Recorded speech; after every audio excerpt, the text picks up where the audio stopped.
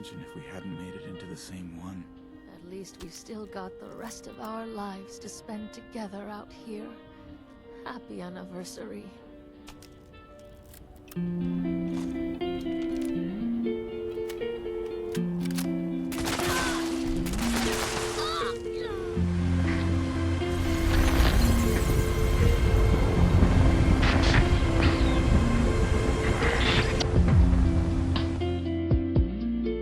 All right.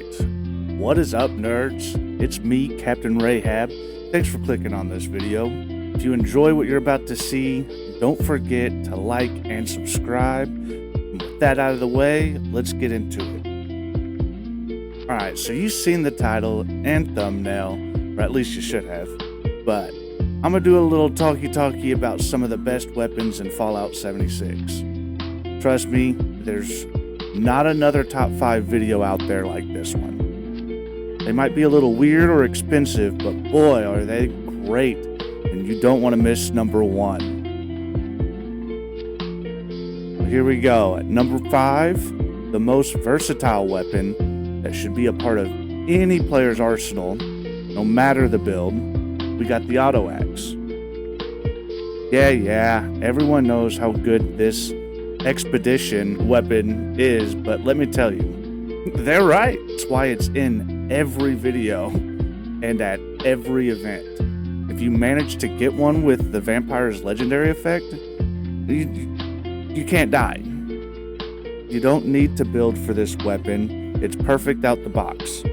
It's just expensive and has a pretty low shelf life, even with the durability perks that you can put on there. If you got the money, it's in the atomic shop. If you have the time, though, you can just grind the stamps, which is honestly what I advise. I bought mine in the atomic shop. I get it. If that's number 5, what else could be on this list?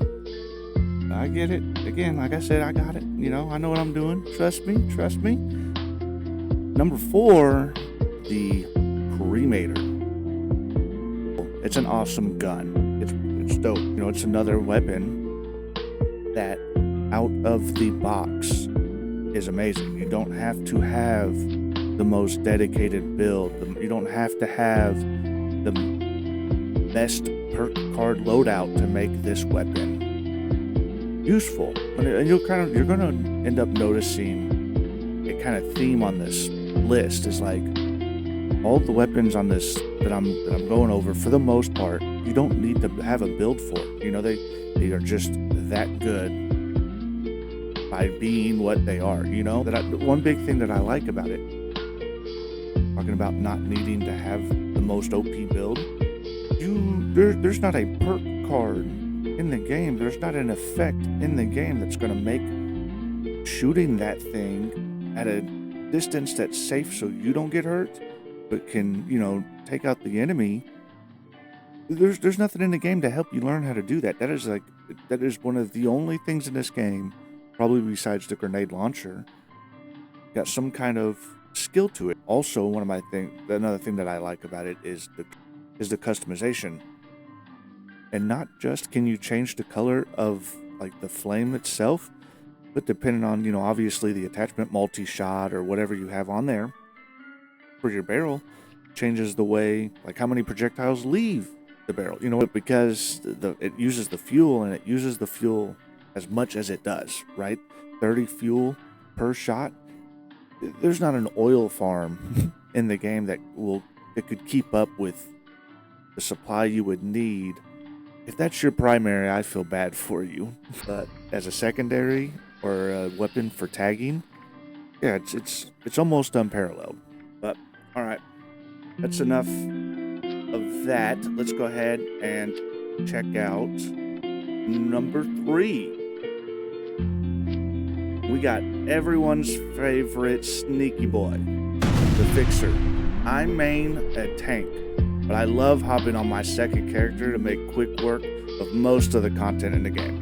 The effects that come with the base Fixer are great, but really it's how absolutely supreme it reigns as the essential primary for any stealth commando build that has it on this list. Everything else kind of out the window. my main purpose of this list was, like, I was trying to avoid any build-specific weapons. But this one is what created that build.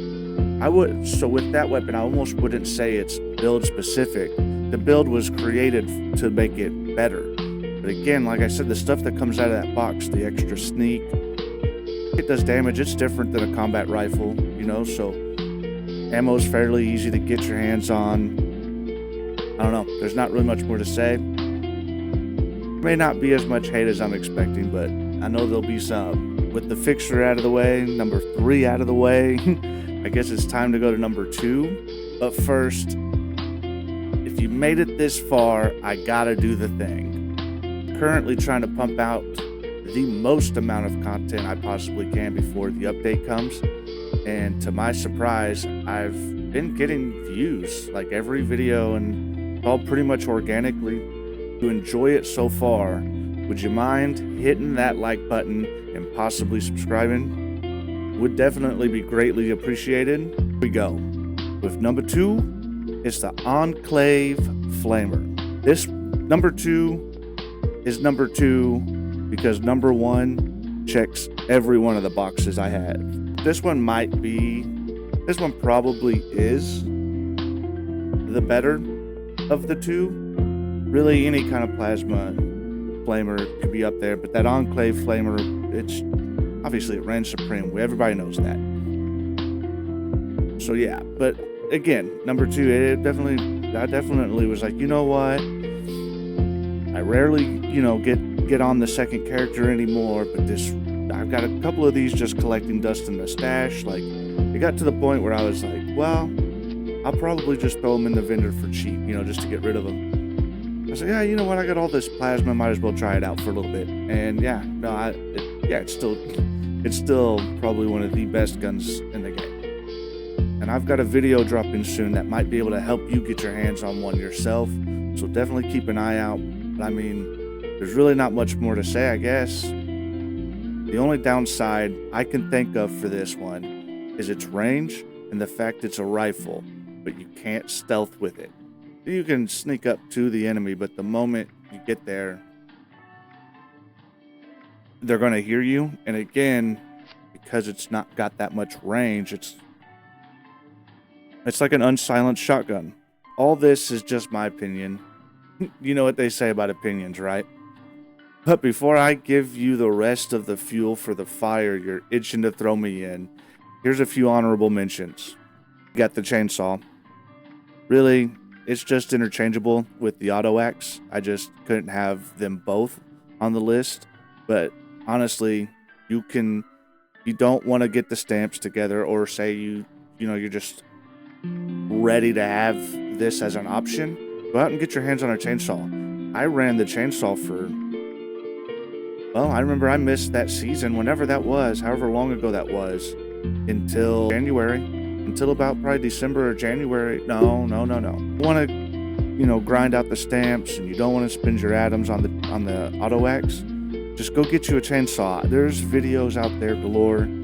I know I usually keep my vendor stocked with the dual bar, because the dual bar is one of the attachments you can't get. You have to learn that one, and the only way to learn stuff is to break stuff. And let me tell you, that chainsaw, I ran it for like a year and a half, 2 years. It's an amazing weapon. So again, I get it. If you don't want the auto axe, you don't need it. The chainsaw is just as good. And then next, it's the Gauss minigun. And this is only on here for the fact that it is just pure fun. And so, yeah, I went full health. And so I've been running miniguns, this, that, and the third. And I finally got this Gauss minigun when Minerva had it on sale just a while back. And I love it. It's so much fun, and it's so much better than a regular minigun. It has become one of my favorite heavy guns. The big thing is, it's just the grind for it itself, like the gold bullion to get it and everything. Like, that could be a struggle, but also that ammo, man. The Gauss minigun, you could just change the name of the Gauss minigun to Bethesda, because it'll take you for all you got. You know what they say about opinions. But with that out the way, here we go. Numero uno. That's right, the pepper shaker. Every boss event absolutely needs at least one of these there. If you get one with reduced weight, then literally any build could utilize it for its unrivaled ability to cripple everything. But for me, I've morphed an entire, totally unique build around the thing, and it's honestly unreal. Like, just I can't wrap my head around just how good the build and weapon has been. It's definitely like my magnum opus as far as character builds, right? But at over 2,000 hours, I'm starting to do things I only seen the mid-maxing creator, like YouTubers, doing for the last 6 years, and I'm doing it with a very lazy build. It's unreal. Get you a pepper shaker is all I've got to say. But here we are. It's the end, and if you made it here, I really do appreciate it, and I hope to see you in the next one. Peace. They're all gone. Bye-bye, SpaghettiOs. That's not how that goes at all. But yeah, it is bye-bye, SpaghettiOs, right? Uh-oh, spaghetti. Uh-oh. Oh, fuck.